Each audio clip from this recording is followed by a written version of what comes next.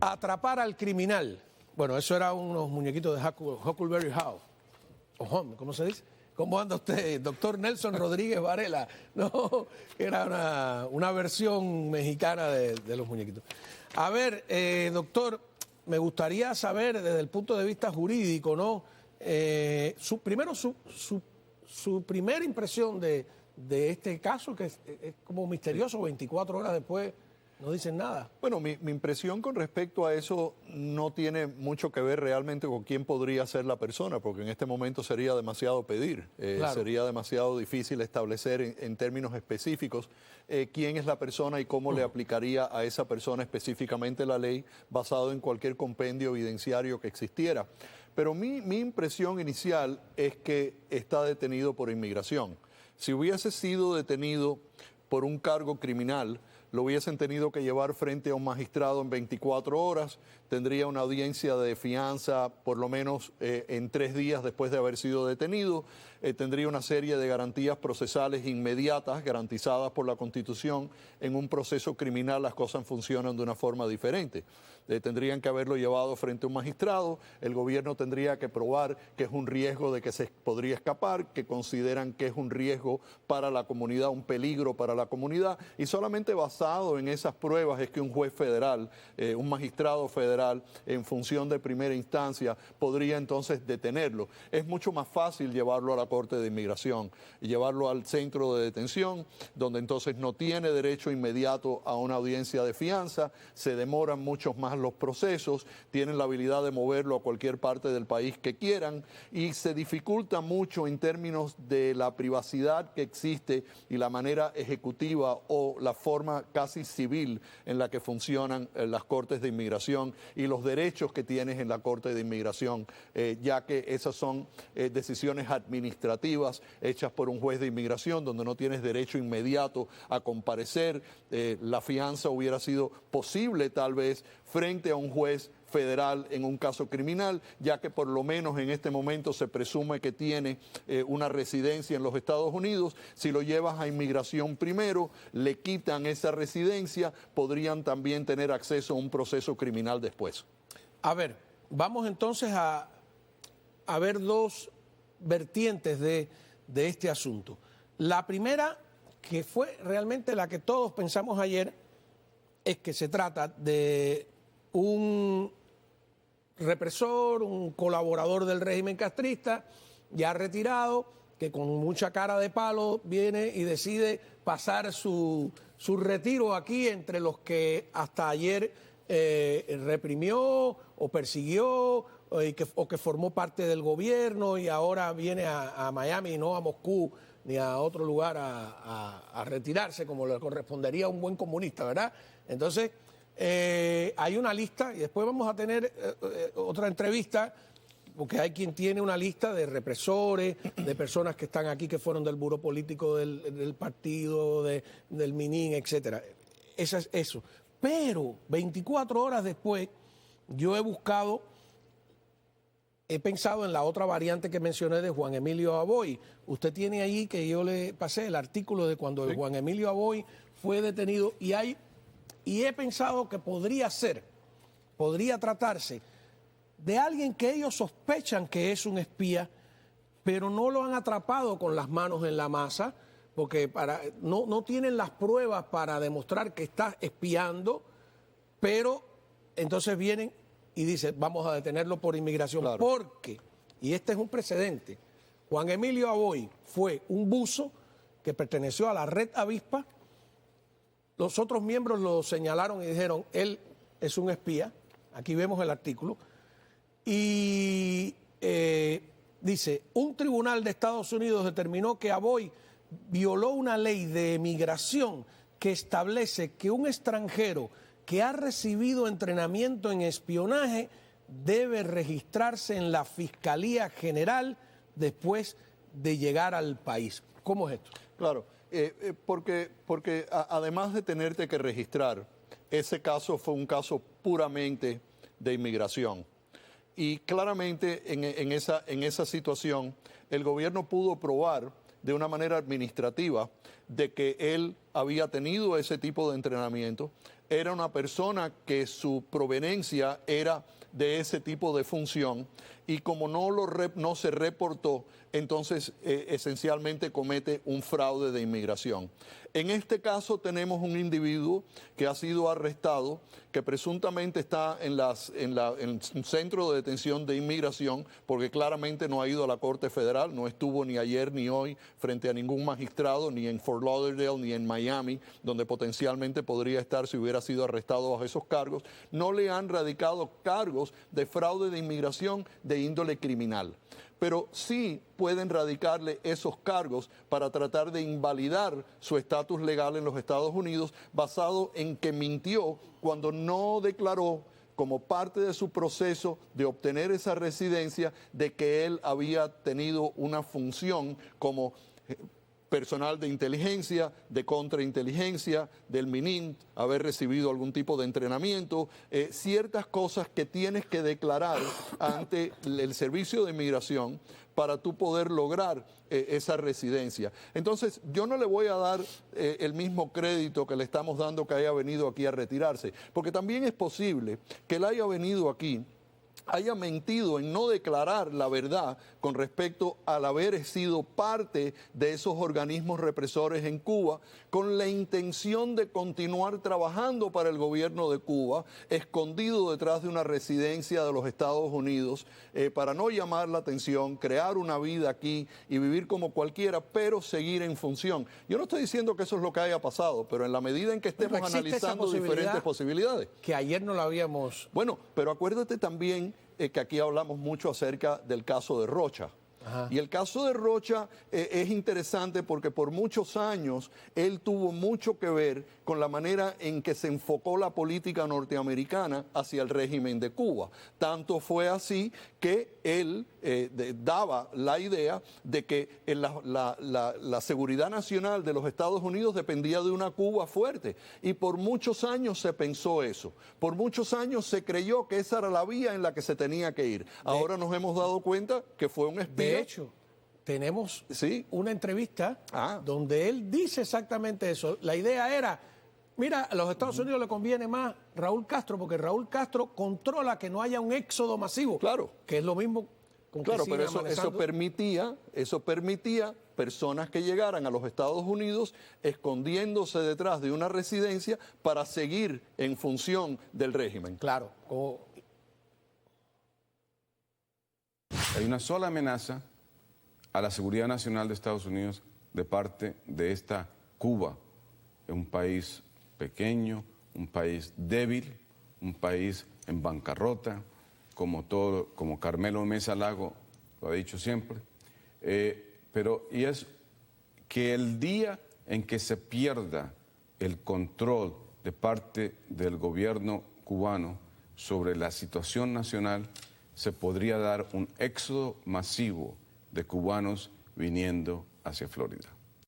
Mira qué curioso, a simple vista parecía que estaba criticando al régimen castrista, pero está vendiendo exactamente el mensaje que necesitaba y que necesita todavía hoy. Exacto, y por todos esos años facilitó esa política, esa forma de pensar, facilitó mucho para que el gobierno de Cuba mandara represores para acá, y no solamente represores, sino espías en función. Y yo no voy a decir que este señor que arrestaron ayer es un espía o estaba en función. Pero la pura verdad... existe esa posibilidad. Existe esa posibilidad. De que no es solo un represor, que puede ser alguien que en realidad sospechan que está realizando aún hoy labores de espionaje, o hasta ayer labores de espionaje, y era, pues, digamos que más fácil entrarle. Y lo que me gustaría cuando regresemos de la pausa, que usted me explicara los agravantes que tiene para un detenido que lo sea por inmigración. ¿Cuánto tiempo podría pasar en la cárcel? Etcétera. Volvemos ahora. Tú dices, bueno, lo detuvo inmigración, quien sea. Se salvó. Y yo me quedo así, digo, ni tanto. Porque, y aquí para las preguntas al doctor Nelson Rodríguez Varela, yo he visto gente que ha estado tiempo indefinido en cárceles de inmigración. Sí, porque el proceso en la Corte de Inmigración es un proceso administrativo. Es un proceso que no es criminal. Cuando tú hablas acerca de un proceso administrativo, la detención es administrativa. Eso no es una detención que se puede atacar de la misma forma que tú puedes atacar una detención en la Corte Criminal, porque no existen los mismos recursos, no existen los mismos tiempos. En la Corte Criminal te arrestan y te tienen que llevar frente al juez, y hay un tiempo específico para hacerlo. El juez está obligado a tomar determinaciones de custodia de forma inmediata, y se considera lo que dije anteriormente, ponerlo en libertad si la Fiscalía no puede probar que es un peligro para la comunidad o que presenta un riesgo para la seguridad de los Estados Unidos. Tiene mucho más chance. Después se lo asignan a un juez federal que va a empujar el juicio. Eso no le da a veces tanto tiempo al gobierno federal de preparar el caso de una forma más apropiada. Si tú lo haces de esta forma, tú lo puedes detener por mucho más tiempo, como en el caso que mencionaste anteriormente. Los procesos son completamente diferentes.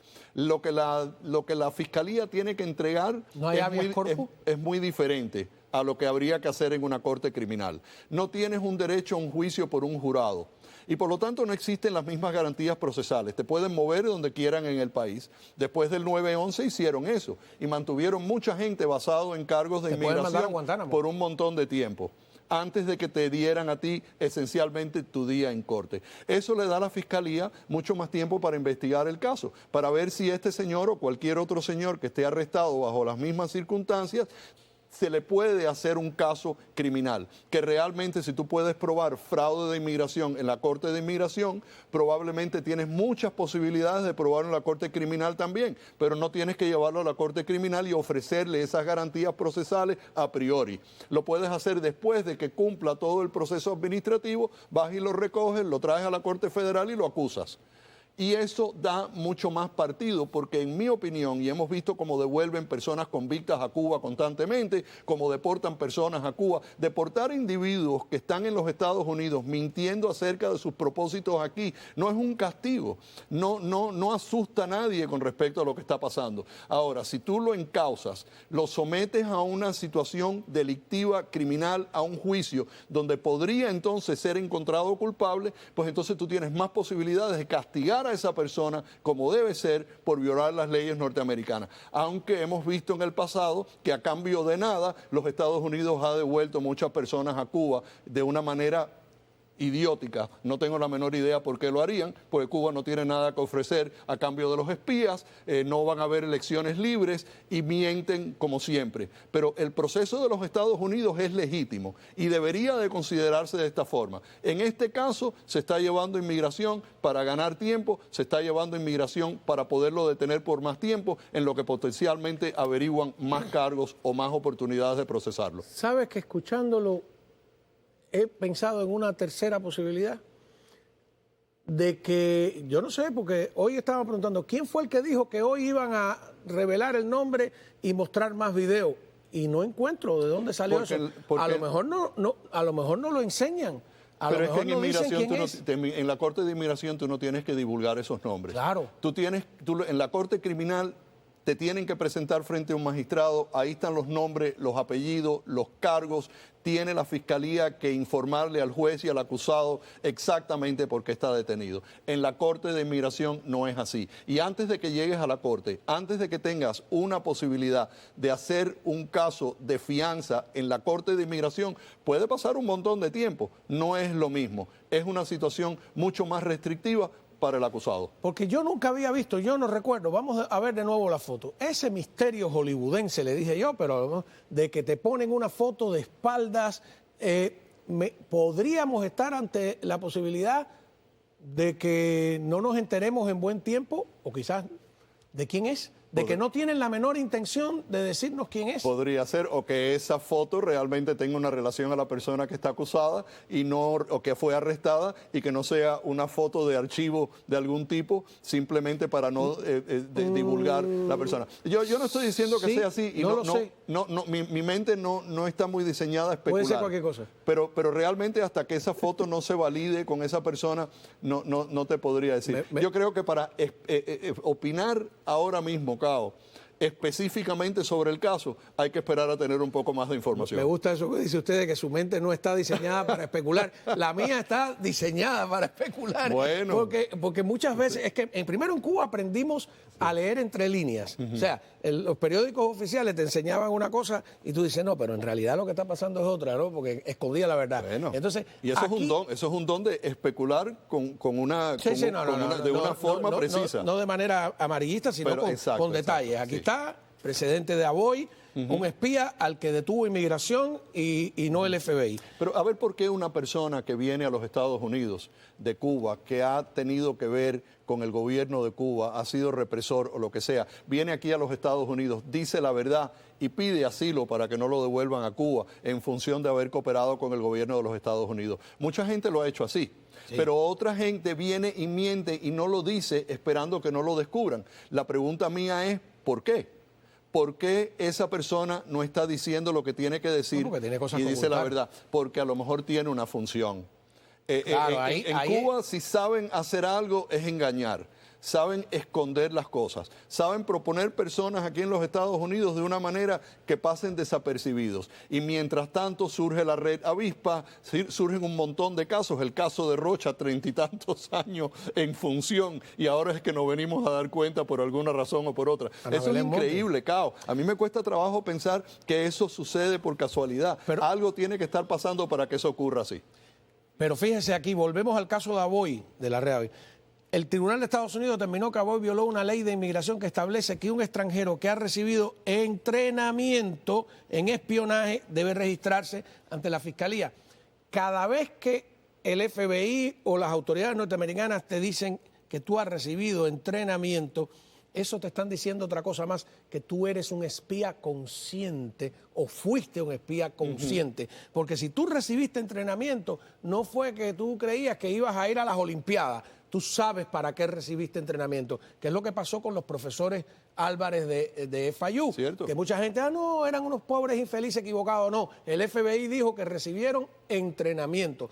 Están diciendo que son espías conscientes y eso es un agravante sin duda de ninguna clase. Bueno. Ahí está exactamente el pedazo del párrafo. Pero otra cosa que le quiero preguntar, doctor, cuando el caso Elian González, las prerrogativas que tiene inmigración, yo recuerdo que la 13ª Corte de Apelaciones de Atlanta dijo lo siguiente: creemos que el niño tiene derecho a un día en corte, pero como está en manos de inmigración, inmigración tiene la prerrogativa de permitirlo o no permitirlo. Y como ya sabemos, no fue así. O sea, que...